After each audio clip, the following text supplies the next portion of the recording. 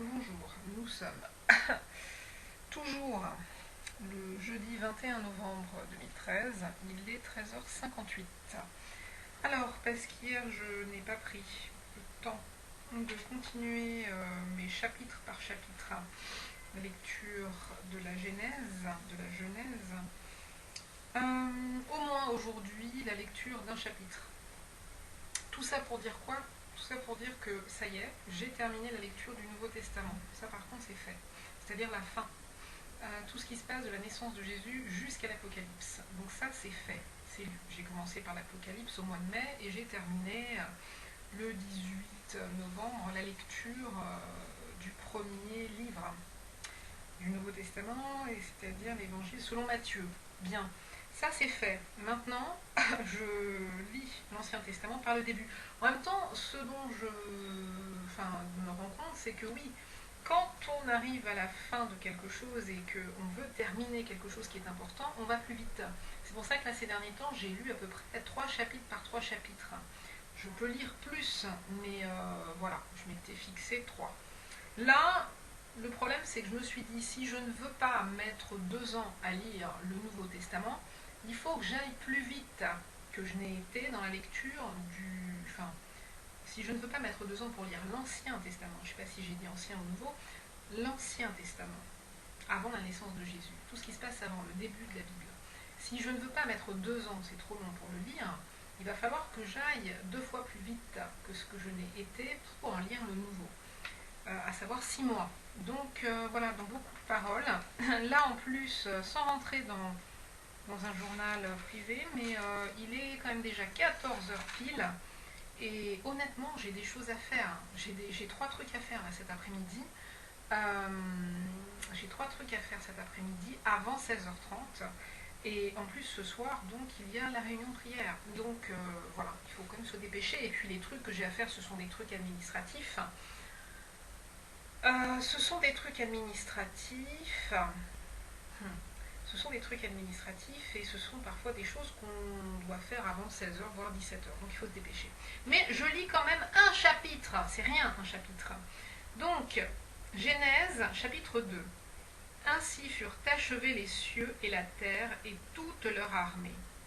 Dieu acheva au 7e jour son œuvre qu'il avait faite. Et il se reposa au 7e jour de toute son œuvre qu'il avait faite. Dieu bénit le 7e jour, et il le sanctifia, parce qu'en ce jour il se reposa de toute son œuvre qu'il avait créée en la faisant. Voici les origines des cieux et de la terre quand ils furent créés. Lorsque l'Éternel Dieu fit une terre et des cieux, aucun arbuste des champs n'était encore sur la terre, et aucune herbe des champs ne germait encore, car l'Éternel Dieu n'avait pas fait pleuvoir sur la terre, et il n'y avait point d'homme pour cultiver le sol. Mais une vapeur s'éleva de la terre et arrosa toute la surface du sol. L'Éternel Dieu forma l'homme de la poussière de la terre. Il souffla dans ses narines un souffle de vie, et l'homme devint un être vivant. Ceci est souligné. Puis l'Éternel Dieu planta un jardin en Éden du côté de l'Orient, de l'Est. Et il y mit l'homme qu'il avait formé. L'Éternel Dieu fit pousser du sol des arbres de toute espèce, agréables à voir et bons à manger, et l'arbre de vie au milieu du jardin, et l'arbre de la connaissance du bien et du mal. Un fleuve sortait d'Éden pour arroser le jardin, et de là il se divisait en 4 bras. Le nom du premier est Pichon. C'est celui qui entoure tout le pays de Havila. On trouve l'or. L'or de ce pays est pur. On y trouve aussi le bdellium et la pierre d'onyx. Le nom du second fleuve est Gihon. C'est celui qui entoure tout le pays de Cush. Le nom du troisième est Hidékel. C'est celui qui coule à l'orient de l'Assyrie. Le 4e fleuve, c'est l'Euphrate. L'Éternel Dieu prit l'homme et le plaça dans le jardin d'Éden pour le cultiver et pour le garder. Ceci est souligné. L'Éternel Dieu donna cet ordre à l'homme. Tu pourras manger de tous les arbres du jardin, mais tu ne mangeras pas de l'arbre de la connaissance du bien et du mal. car le jour où tu en mangeras, tu mourras. L'Éternel Dieu dit, pas bon que l'homme soit seul, je lui ferai une aide semblable à lui. Ceci est souligné. L'Éternel Dieu forma de la terre tous les animaux des champs et tous les oiseaux du ciel, et il les fit venir vers l'homme pour voir comment il les appellerait. Et afin que tout être vivant portât le nom que lui donnerait l'homme, et l'homme donna des noms à tout le bétail, aux oiseaux du ciel et à tous les animaux des champs. Mais pour l'homme, il ne trouva point d'aide semblable à lui. Alors l'Éternel Dieu fit tomber un profond sommeil sur l'homme qui s'endormit. Il prit une de ses côtes et referma la chair à sa place.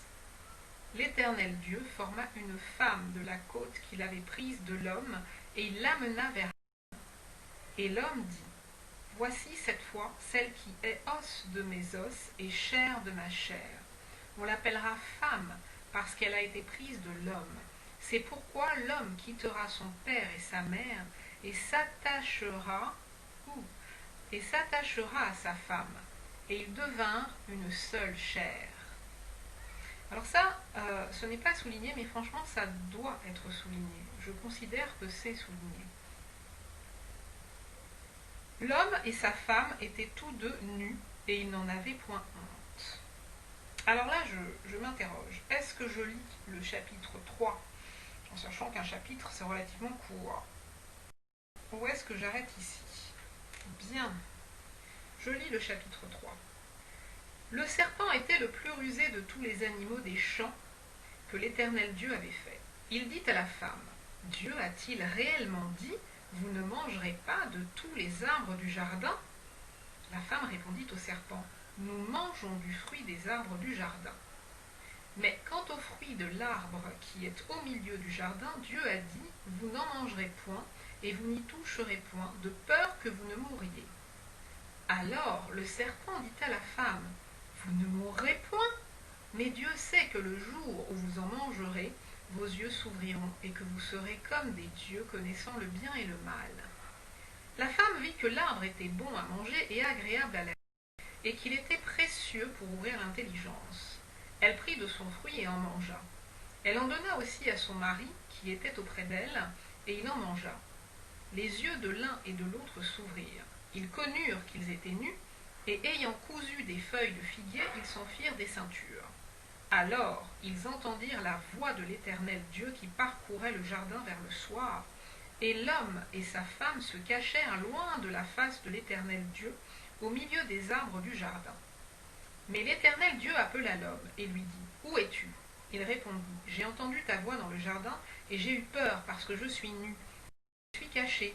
Et l'Éternel Dieu dit, qui t'a appris que tu es nu? Est-ce que tu as mangé de l'arbre dont je t'avais défendu de manger? L'homme répondit, la femme que tu as mise auprès de moi m'a donné de l'arbre. Quoi? M'a donné de l'arbre, et j'en ai mangé. Et l'Éternel Dieu dit à la femme, pourquoi as-tu fait cela? La femme répondit, le serpent m'a séduite et j'en ai mangé. L'Éternel Dieu dit au serpent, puisque tu as fait cela, tu seras maudit entre tout le bétail et entre tous les animaux des champs. Tu marcheras sur ton ventre. Et tu mangeras de la poussière tous les jours de ta vie. Je mettrai inimitié entre toi et la femme, entre ta postérité et sa postérité. Celle-ci t'écrasera la tête et tu lui blesseras le talon. Il dit à la femme, j'augmenterai la souffrance de tes grossesses, tu enfanteras avec douleur, et tes désirs se tourneront vers ton mari, mais il dominera sur toi. Il dit à l'homme, puisque tu as écouté la voix de ta femme et que tu as mangé de l'arbre au sujet duquel je t'avais donné cet ordre, tu n'en mangeras point, le sol sera maudit à cause de toi. C'est à force de peine que tu en tireras ta nourriture tous les jours de ta vie. Il te produira des épines et des ronces, et tu mangeras de l'herbe des champs. C'est à la sueur de ton visage que tu mangeras du pain jusqu'à ce que tu retournes dans la terre d'où tu as été pris. Car tu es poussière et tu es poussière et tu retournes dans la poussière. Adam donna à sa femme le nom d'Ève, car elle a été la mère de tous les vivants.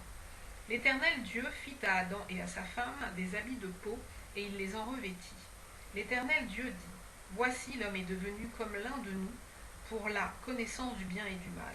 Empêchons-le maintenant d'avancer sa main, de prendre de l'arbre de vie, d'en manger et de vivre éternellement. Et l'Éternel Dieu le chassa du jardin d'Éden pour qu'il cultivât la terre d'où il avait été pris. C'est ainsi qu'il chassa Adam et il mit à l'orient du jardin d'Éden les chérubins qui agitent une épée flamboyante pour garder le chemin de l'arbre de vie. Ok, j'ai lu 2 chapitres parce que je n'en ai lu aucun hier. Il est 14h09. Je pense que je serai de cette maison à 14h20. Ça devrait aller. Ouais, ça devrait aller. En tous les cas, ouais. Je ne vais pas continuer en lisant le chapitre 4, bien que c'est intéressant, mais tout le monde a entendu parler de ça. Tout le monde a pu lire, au moins dans sa vie, les premiers chapitres de la Bible. Après, on peut se lasser, on peut arrêter, mais le 1, le 2, le 3, enfin voilà, je pense que tout le monde a pu lire ça quand même une fois dans sa vie. Voilà, voilà. Bien, on lira donc la suite, le chapitre 4, où il est question de la naissance de Caïn et de son frère Abel. L'histoire d'Abel et Caïn. Bonne fin de journée.